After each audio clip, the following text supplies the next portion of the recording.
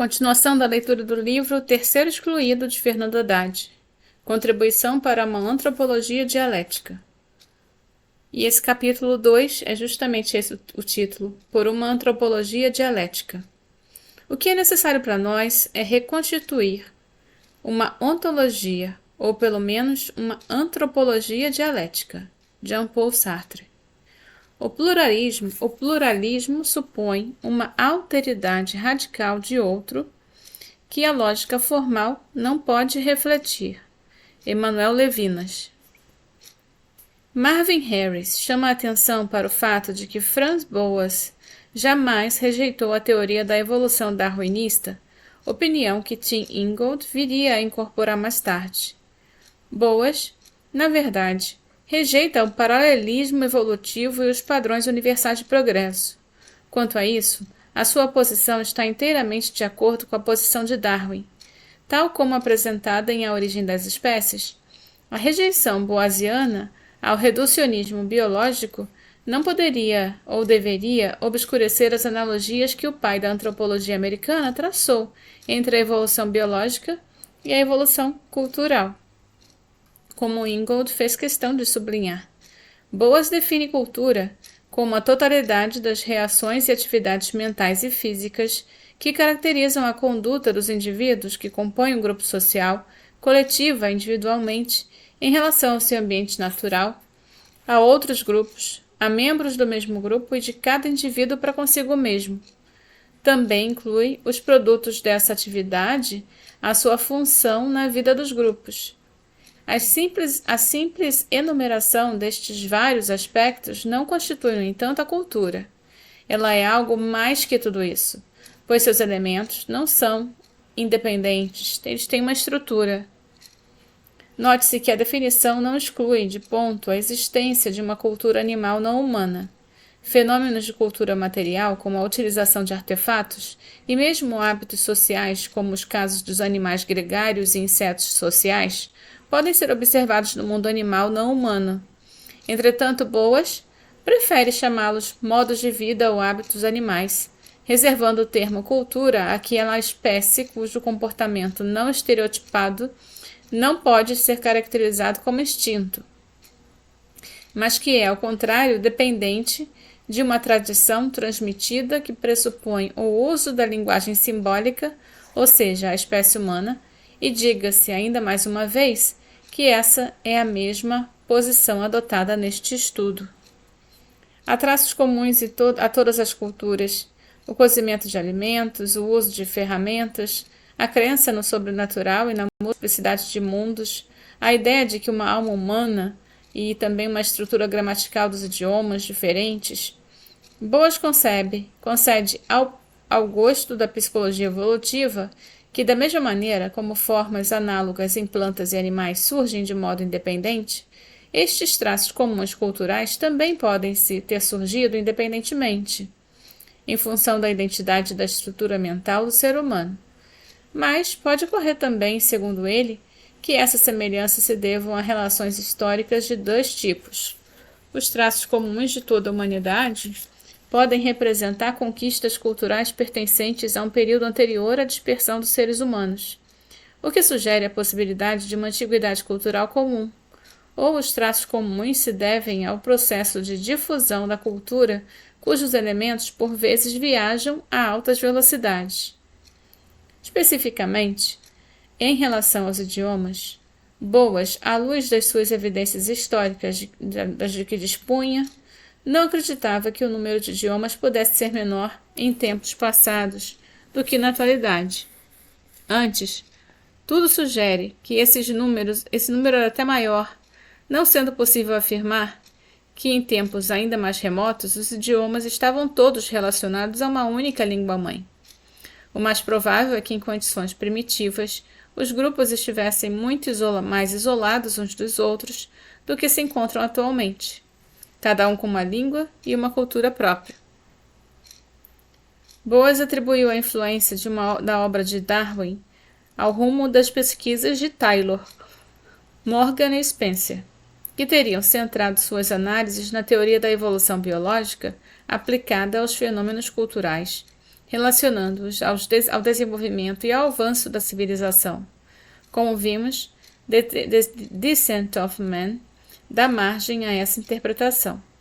O incremento constante do conhecimento empírico e a sua aplicação técnica em novas invenções, bem como a ilusão de um progresso moral da civilização, reforçaram a ideia de que a única linha de desenvolvimento da cultura, visão proeminente dos trabalhos antropológicos no final do século XIX. Quanto à perspectiva de a origem das espécies, contudo, nada mais enganoso. Boas e Darwin, como notou Ingold, parecem estar bastante de acordo quanto a algumas propriedades da evolução biológica e da evolução cultural. Nos dois casos é difícil falar em progresso ou sequência evolutiva unilinear. Em relação ao desenvolvimento industrial, evidentemente, tudo sugere uma direção de crescente complexidade, mas a relação a tudo mais passa como algo diferente. Muitas línguas primitivas são mais complexas do que as modernas. Encontram-se também em culturas primitivas formas mais complexas de religião e sistemas sofisticados de obrigações sociais. Mesmo em relação à economia como um todo, não há desenvolvimento paralelo comparável. Basta pensar no desenvolvimento independente da agricultura e da pecuária, inclusive em termos cronológicos. Seria um ponto pastoril mais evoluído do que na tribo agrícola? Não é possível afirmar. Além disso, povos cuja cultura material é muito pobre, não raramente possuem uma elevada organização social. De outro lado, a cultura materialmente rica pode privar parcelas consideráveis de seus membros do gozo dessas conquistas, relegando as camadas subalternas à satisfação apenas de suas mais básicas necessidades. Há que considerar ainda a relação de uma cultura à outra. A ética, que hoje pode justificar aumentar o bem-estar de uma cultura à custa de outra, e segundo Boas, é a mesma que outrora poderia impulsionar o homem primitivo a considerar todo estrangeiro um inimigo a ser morto. Para Boas, os fenômenos culturais são tão complexos que me parece duvidoso que possamos descobrir leis culturais válidas, sendo a cultura um todo integrado, cujos elementos têm efeitos uns sobre os outros. A tentativa de deduzir as formas culturais de uma única causa estão fadadas ao fracasso. Não se nega a importância de certos fatores para a conformação das formas culturais, como a geografia e a economia, mas até esses fatores cruciais devem ser relativizados. Em um mesmo ambiente podem conviver culturas muito distintas, e sociedades com semelhante nível de desenvolvimento econômico podem diferir muito entre si quanto à arte, religião e a outros elementos da cultura. As culturas diferem como tantas espécies, quiçá gêneros de animais, e uma base comum se perde para sempre. Esta última analogia, que associa a cultura a espécies, certamente aproxima Boas de Darwin, como nota Ingold. Dostoiévski, anos depois, julgaria aceitável conceituar mudanças evolutivas em culturas como análogas à anagênese e cladogênese em evolução biológica. Uma interpretação que supõe aceitável das formulações de Boas consideraria a possibilidade de, no período de dispersão da humanidade, ter acontecido um processo de diferenciação cultural análogo à cladogênese alopátrica, mediante ao qual um isolamento geográfico, alopatria, entre populações de uma mesma espécie, interrompe o fluxo gênico entre as mesmas, e, como consequência, pode-se dar o isolamento reprodutivo entre elas, possibilitando a formação de uma nova espécie. Contudo, o próprio Boas reconhece uma diferença fundamental entre culturas e espécies que torna a analogia questionável. Formas animais desenvolvem direções divergentes, e uma imbricação de espécies antes autônomas é negligenciável no conjunto da história do desenvolvimento. No domínio da cultura, as coisas são diferentes. Pensamentos, instituições e atividades humanas podem se espalhar de uma unidade social para outra. E tão logo dois grupos travam contato, os seus traços culturais disseminam-se de um para o outro. Eu penso que podemos encontrar na biologia uma analogia mais condizente com a ponderação de Boas. Ela nos permite explorar melhor o potencial e os limites do autor, ao mesmo tempo que nos dá a oportunidade de apresentar um novo personagem, central para o desenvolvimento do nosso argumento. A sugestão vem de Ernest Mayr, que nos apresenta os conceitos da superespécie e semi-espécie. Para Mayr, uma superespécie consiste de um grupo monofilético de espécies inteiras ou essencialmente alopátricas, diferentes demais morfologicamente para ser incluída em uma única espécie. Já as populações alopátricas, das quais as superespécies são compostas, recebem a designação de semi-espécies, quando não completaram o processo de especiação.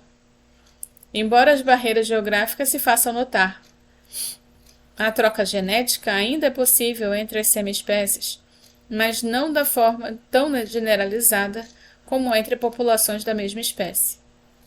Biologicamente falando, são remotas as chances de os seres humanos especiarem, pelo menos não enquanto o planeta Terra for uma única moradia. Culturalmente falando, entretanto, os seres humanos podem ser vistos da perspectiva de Boas como uma grande superespécie cultural composta de semi-espécies separadas por barreiras culturais. Regra geral transponível, mas nem sempre. Esta última hipótese, a de uma possível intransponibilidade entre culturas, no sentido específico de perspectivas contraditórias ou projeções conflitantes no tempo, que obstruem o processo de intercâmbio recíproco, que nos será da maior importância para explicar como as culturas revoluem. A possibilidade de uma especiação cultural completa é de certa forma considerada por Boas e quando ela se dá, a consequência da interrupção do intercâmbio genético por causas culturais, que pode ser trágica. A inclinação do homem primitivo em tratar o estrangeiro como inimigo e ser exterminado é mencionada pelo autor mais uma vez. Mas Boas não tira todas as conclusões desse fato. A especiação cultural completa, que passaremos a chamar de alienação, para nos afastar das teorias de alienação de Hegel, Feuerbach e Marx, implica formas muito poderosas de deserotização da espécie. Se o incesto delimita a fronteira do acasalamento com relação ao grau de parentesco, um círculo de indivíduos relativamente pequeno, a alienização delimita a fronteira de acasalamento com o estrangeiro, um círculo quase ilimitado de não parentes.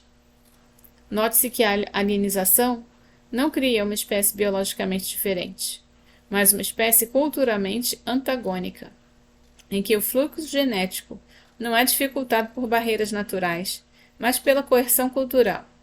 Em outras palavras, a alienização completa faz surgir uma figura nova, o terceiro excluído, que gera uma relação triádica contraditória entre ego, alter e alien.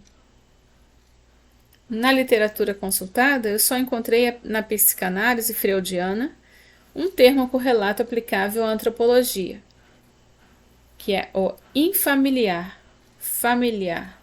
É uma palavra que desenvolve o seu significado na direção da ambiguidade, até afinal coincidir com seu oposto. O termo infamiliar, de algum modo, é uma espécie familiar. O terceiro excluído é um personagem em si contraditório, que é e não é da espécie humana, simultaneamente. Ele adere perfeitamente às duas observações de Freud sobre o assunto. Em primeiro lugar, se a teoria psicanalítica tem razão ao afirmar que todo afeto de uma moção de sentimento, de qualquer espécie, transforma-se em angústia por meio do recalque, entre os casos que provocam a angústia, deve então haver um grupo no qual se mostra que esse angustiante é algo recalcado que retorna. Essa espécie de angustiante seria então o infamiliar, e nesse caso seria indiferente, se ele mesmo era originariamente angustiante ou se carregava algo ou outro afeto consigo. Em segundo lugar, se isso é mesmo a natureza secreta do infamiliar, então entendemos que o uso da língua permitiu que a família deslizasse para o seu oposto, o infamiliar, uma vez que esse infamiliar nada tem realmente de novo ou de estranho, mas é algo íntimo à vida anímica deste mundo, deste muito tempo. Grifos meus. Maynard Smith criticou com razão a afirmação de Levi Strauss de que o tabu do incesto inaugurou a cultura. Como vimos, a afirmação lhe soava falsa e tautológica. Falsa porque muitas espécies não humanas evitam o incesto? Tautológica porque tabu é cultura? Na verdade, ocorre algo diferente. A cultura cria uma nova barreira sexual que empurra as preferências na direção contrária à inclinação natural de tomar distância dos parentes próximos. Trata-se agora de tomar distância dos estranhos. Isso quer dizer que não foi o tabu do incesto que inaugurou a cultura, como bem notou Maynard Smith. Antes, foi a cultura que, ao criar uma força que age no sentido oposto daquele da predisposição biológica, desnaturalizando a busca do parceiro e redelimitando o campo da escolha sexual, criou a necessidade de uma barreira que colocasse limite a essa nova força, perseguindo pela contramão a mesma motivação da força biológica, evitar as complicações biológicas do incesto. O tabu do incesto é, portanto, no ponto de vista cultural, uma consequência da alienização, e um processo de desalienização, evidentemente, teria outra consequência, qual seja reerotizar a civilização quanto às barreiras culturais, mas não quanto às barreiras biológicas. Levi Strauss, com Boas, não desconhece a questão da alienização, em raça e história. Ele reconhece que a noção de humanidade, englobando todas as espécies, independentemente das poucas etnias e das muitas culturas existentes, surgiu recentemente e numa região particular. Prevaleceu ao longo da história a visão etnocêntrica pela qual o povo encarava os demais como bárbaros ou selvagens, ora destituindo-os do mínimo grau de realidade, ao fazer deles fantasmas ou assombrações, ora atribuindo-lhes vícios ou natureza inumanos. Mas quando Levi Strauss fala em um certo optimum da diversidade, está mais preocupado com o processo de homogeneização das culturas, mantidas algumas persistentes diferenças superestruturais, do que com seu extremo oposto e heterogeneidade antagônica. A diversidade para ele é um fenômeno natural. Ela decorre tanto do isolamento entre grupos, como mais regularmente do desejo de grupos próximos distinguirem-se um dos outros. Não se poderia, inclusive, conceber um processo único de desenvolvimento da cultura, qualquer que seja. Isso implicaria, na prática, negar a verdadeira diversidade. A diferença entre a cultura seria determinada exclusivamente pelos diferentes estágios em que elas se encontram, resultantes de ritmos discrepantes de progressão, e não pela divergência de desenvolvimento de cada uma. Contudo, nada na história dos povos sugere tal hipótese. Muito ao contrário, Levi Strauss não pretende com isso negar a realidade de um certo progresso da humanidade, se é possível assim chamá-lo, mas prefere apresentá-lo sobre outra perspectiva. O que caracteriza as culturas que conseguiram realizar a forma mais cumulativa da história? Para Levi Strauss, as chamadas grandes civilizações que tanto nos impressionam nunca foram feitas de culturas isoladas, mas de coalizões entre culturas que combinaram, voluntária ou involuntariamente, nas suas conquistas e invenções. Essa é a principal razão pela qual as culturas paleolíticas pouco acumularam. Enquanto a humanidade se dispersava geograficamente, os grupos humanos se diferenciavam do ponto de vista cultural, mas pouco se combinavam. A chance de uma cultura totalizar-se em conjunto complexo de invenções de todas as ordens, que chamamos civilização, é função do número e da diversidade das culturas com as quais ela colabora na elaboração, em geral involuntária, de uma estratégia conjunta. A combinação de culturas é, portanto, pressuposto das grandes civilizações, o que torna ainda mais disparatado referir-se à cultura superior ou inferior. As culturas mais cumulativas não existem por si. Sua grandeza não é fruto de sua natureza. Elas são a forma característica de superorganismos sociais, constituídos de culturas distintas e de modo específico de coligar-se. Mesmo um acontecimento histórico dramático como a colonização das Américas pelos europeus são expostos por Lévi-Strauss nessa chave interpretativa. A derrocada das civilizações do Novo Mundo diante da chegada de um punhado de conquistadores do Velho Mundo se deveu, segundo Lévi-Strauss, menos ao fato das Américas contarem com menor diversidade cultural do que o fato de que, sendo uma região de povoamento mais recente, os povos ameríndios terem tido menos tempo para se diversificar, apresentando panoramas mais homogêneos. A coalizão cultural dos povos americanos reunia menos parceiros diferentes entre si do que a coalizão da Europa. Locus da fusão da tradição grega, romana, germânica e anglo-saxã e da influência árabe chinesa, tradições estas, elas próprias resultantes de outras coalizões entre as mais antigas. A contribuição de uma única cultura, portanto, tem menos a ver com as suas realizações individuais do que com um certo afastamento diferencial dela mesma em relação às demais culturas, sendo o processo civilizatório, uma certa medida, um fenômeno paradoxal, em que a fecundidade das coalizões aumenta em função da diversidade entre culturas, diversidade que o progresso contínuo, por sua vez, com o tempo, tende a homogeneizar. E justamente por enfraquecer o que lhe dá causa, o progresso perde gradualmente tração e impulso cumulativo. Segundo Lévi-Strauss, essa fatalidade só pode ser compensada por dois tipos de eventos. O primeiro consiste em afastamentos diferenciais internos, em que a divisão da sociedade em classes e grupos distintos se aprofunda e possivelmente aumentam a desigualdade social. O segundo, em larga medida, condicionado pelo primeiro, consiste em incorporar, pois, bem ou mal, novas culturas aos superorganismos sociais, expediente fartamente utilizado pelas potências europeias mediante práticas colonialistas e imperialistas.